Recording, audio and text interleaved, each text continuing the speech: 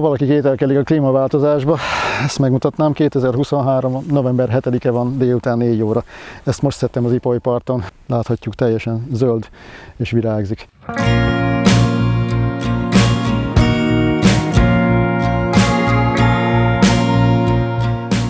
Lénárt István vagyok, anyai nagyapám volt gazdálkodó, én örököltem a géneket, és gyerekkoromban gazdálkodni szerettem volna. Ehhez kerestünk területet, és itt találtuk meg, ezt a területet kárpotlásba kaptuk. Dunakanyarban vagyunk, a Börzsény-hegység lábánál, Szokolya nevező falunak a fennsíkján. Tehát mi biogazdálkodunk, vagy inkább úgy mondanám, hogy hagyományosan, tehát vegyszer, gyomírtott műtrágyát soha nem használtunk. Az ország szinte minden tájegységéről építettem építményeket, és ez nem véletlen volt. Azért építettem az eredetébe, vagy rajz, vagy fénykép alapján ezeket, hogy tudjam, hogy ezek hogyan működtek. Ezek mind kivétel nélkül olyan anyagokból épültek, amit szinte helyben megtalálható. Főként ugye a földépítészetről beszélek, a nádból, szalmából, szénából, mindenféléből építkettünk. Tehát amit a parasztember a kezek között talált, abból építkezett. Én is ezt tettem.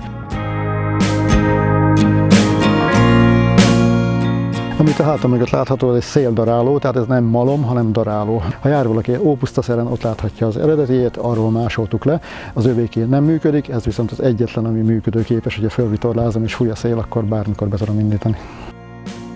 Föltették a kérdést, hogy ezt miért nem tanítjuk embereknek, és akkor először csak iskolás, óvodás csoportok érkeztek, később aztán felnőttek is jöttek hozzá, aztán megnyitottuk a parasztiskolánkat, azt már 10 évvel ezelőtt.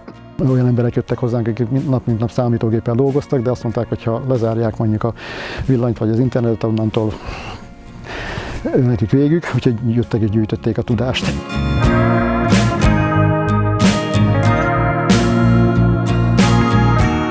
Akkor ide jöttünk először, a lovaknak hasig ért a fű 25 évvel ezelőtt, és hát ez minden évben egyre is kevesebb és kevesebb lett, és hát azt hittük, mi csinálunk valamit rosszul, aztán néztük a szomszédét, hát az övé se volt semmivel se jobb, úgyhogy rá kellett, hogy jöjjünk sajnos, hogy a klímaváltozás ez elég erősen érint minket, akkor csak kiröhögtek minket, amikor ezt mondtuk.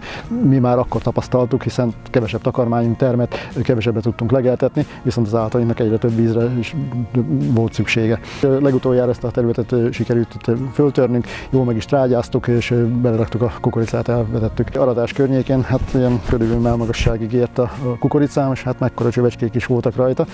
És hát a Krisnavölgyből jártak nálunk tanulni, és akkor mondták a többször is, hogy menjünk már, nézzük már, náluk 200 km az egész, nem egy nagy különbség, nézzük már meg, hogy mi a különbség. És egyszer adott rá alkalom, elmentünk, ugyanazon a napon, amikor nekem ekkor volt a kukoricám, oda mentünk, és a 3 méteres kukoricán 3 ilyen cső állt kifelé, és ilyen vastag volt a szára neki, és zöld volt, haragos zöld minden.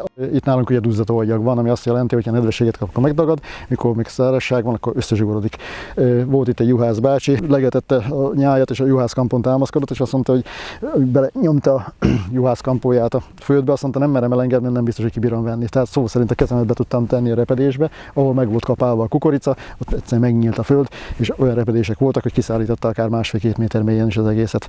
Tehát ez az utolsó döfés volt ez a kukoricás dolog, és így került Somogy megye, hogy költözünk oda, és egy Tengő nevezetű kis faluba költöztünk át most már 5 évvel ezelőtt.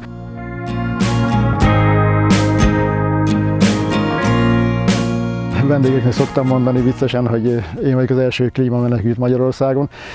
Édesanyám egy bölcsasszony volt, és mindig mondta, hogy fiam, minket azért tartanak hülyének, meg mindig egy lépéssel az átlag gondolkodása előtt, vagy egy lyuk lépéssel. Csak az a baj, utána utolérnek minket, aztán mi megint előrébb vagyunk, ezért mindig hülyének tekinteni minket. Érzem, hogy nehezen tudtam feldolgozni azt, hogy itt a 20 év munkáját, amit beleraktunk ezekbe, szívemet, lelkemet, ezt itt kellett, hogy hagyjam, és egy új helyen újra kell kezdeni. De ilyen újrakezdő típus vagyok, úgyhogy most újra kezdtük ott is.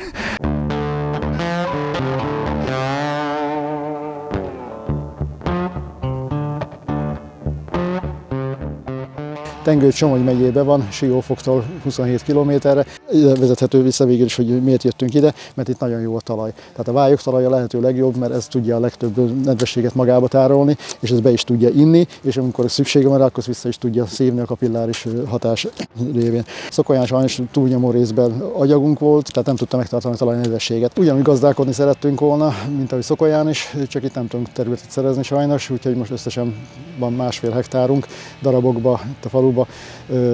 Igazándiból most magából a gazdálkodásból én nem tudunk megélni, így aztán kicsit áttértünk a Saras részére erről a dologra, úgyhogy jelenleg most járom az országot, és főként abból élek, hogy tanítom a vályogkészítést, és főként a tapasztást.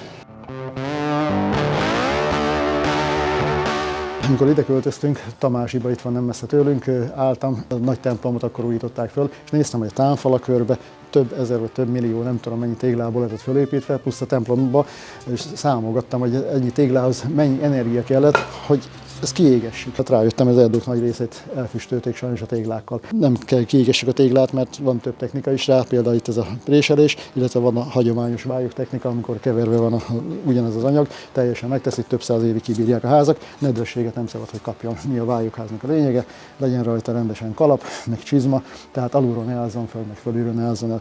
Hát durván ilyen 2 lapátföld megy bele.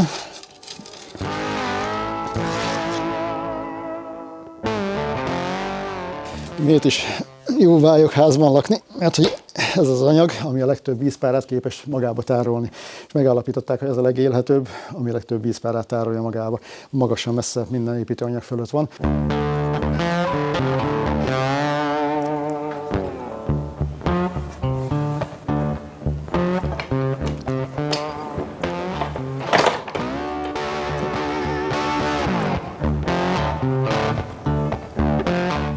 Kezdenek rájönni az emberek, hogy nagyon jó építőanyag, nagyon jó tárolja a hőt, pufferolja, nem csak a hőt, hanem a párát is.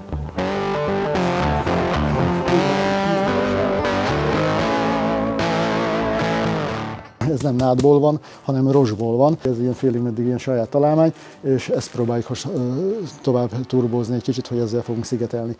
Ugyanúgy rá lehet tapasztalni a sártapasztásokat. 3-féle tapasztalóanyagom van. Van ez a durvázó, amit mi brutalisztnak nevezünk, a barátom nevezte el, mert hogy azt mondta, hogy brutális mennyiségű szálasanyagot teszek bele. Szálasanyag ez tulajdonképpen olyan, mint a vasbetonba a betonvas, ettől lesz ilyen tartós, mint külön-külön egyik sem. Amikor elkezdtem foglalkozni ezzel a vályogtégla készítéssel, hát ugye, hogy ezt árulható legyen, illetve házba beépíthető legyen, ezért minősítési szabványosítani kellett volna ezt a téglát. El is vittem az EMI-be annak idején, de nem foglalkoztak a dologgal, hiába mondtam, hogy kifizetem, azt mondták, hogy ez egy korszerűtlen építőanyag, és ne is foglalkozzak a dologgal. Én ezért csak foglalkoztam tovább, és a Szentendrei konzernnak gyártottam téglát a kékfestő üzemhöz. És hát gondoltam, hogy ők is fogják érni a papírt, aztán kijött a muzeológus, megfogta a téglát, háta mögé dobta, nem tört össze, jöhet. Meg volt a minőség ellenőrzés. 5. éve költöztünk át most már ide Somogy megyébe, Tengődre, hiszen sokkal jobb a talaj, sokkal jobb a klíma, de mégsem tudom javasolni ezt senkinek, hogy ugyanezt tegye, amit mi teszünk, hiszen amikor ide költöztünk, mi azt hittük, hogy mert tudunk földet szerezni, amit tudunk gazdálkodni. Sajnos ez nem így lett, hiába vagyunk itt 5 éve, nem tudunk egy darab földet venni, ezen a 1,5 hektáron beszorultunk egy kicsit a sarokba. Tehát azt javaslom mindenkinek, hogy inkább, ha otthon van és tűrhető a földje, és nem homoksivatagban lakik, inkább ezeket a technikákat próbálja alkalmazni, építsen, ha lehet vályogból, használja a lovas szerszámokat, a forgatás nélküli művelést, a takarónövényeket, és próbálja odaadaptálni a saját területére, hiszen mindenki nem menekülhet az ország másik részében, mert nem lesz annyi hely, hogy ezt mindenki el tudja követni.